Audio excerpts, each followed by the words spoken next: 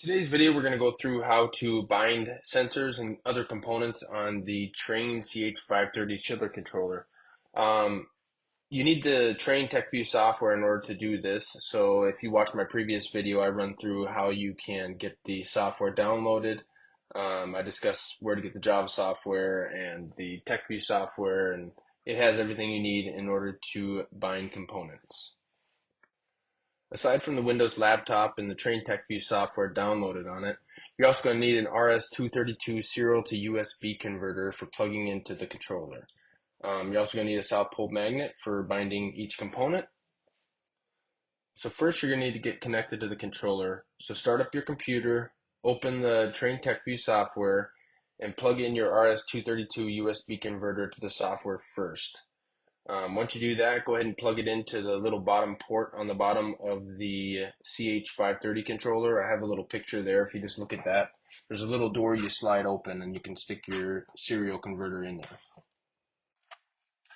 After you've plugged into the controller, go ahead and hit the local connection button in the lower left. Little window will pop up and it will be loading the Techview software and pulling the data from your CH530 controller. If you have issues with this or it says it doesn't connect, you might have a COM port issue. So you might need to go into your COM port settings on your computer and adjust those so that way you can receive the information properly. There's a lot of videos out there on how to set your COM port. So if you have this problem, you might have to just do that.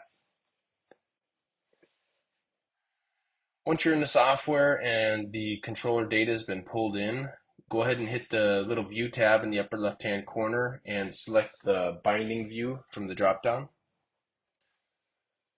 Once you're in the binding view menu, you'll see all of the components listed that are currently bound and unbound. If it's bound, it'll have a green smiley face. If it's not bound, it's going to have a red frowny face.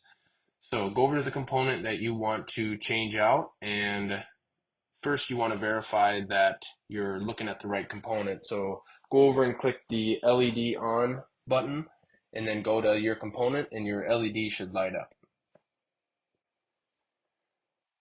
That's the look you should see when you go over to your component. There's like a little green translucent circle, and inside that the green LED should light up. If it doesn't light up, then you're more than likely either on the wrong component or the LED could be burned out, but more than likely you're probably on the wrong component. So go back and hit LED on for different components to make sure you're located the correct one.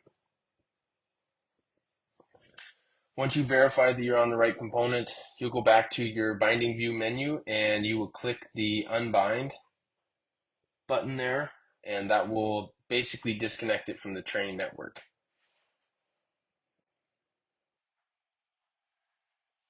After you disconnected it from the Trane network, you should see the red frowny face pop up like I was talking about earlier. So that basically tells you that the sensor or component or whatever you're changing out is unbound and you're ready to change it. So at this point, you can go ahead and change out your component, and we'll move on to the next slide.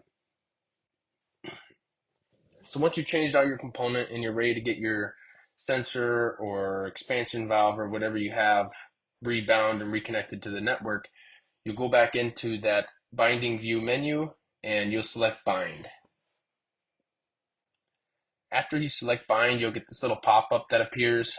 Don't press yes or no just yet.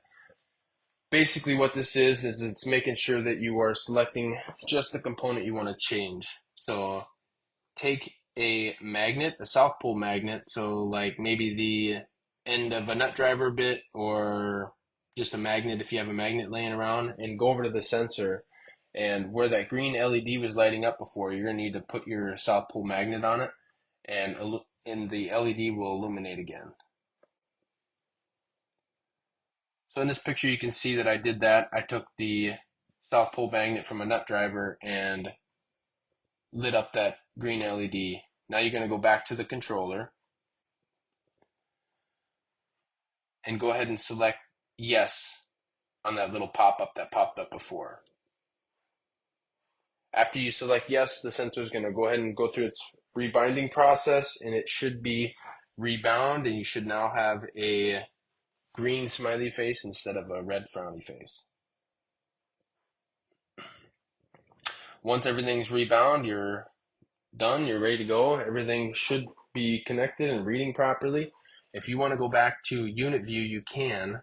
That's in the upper left. You'll see the binding view, unit view, connection view.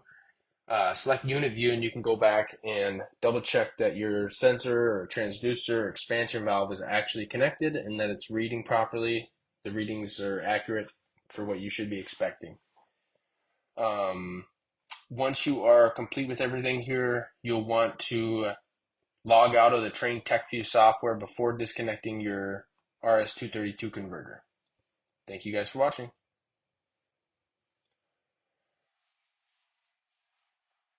If you guys like this video and want to see more content like this, please like and subscribe so we can keep doing this.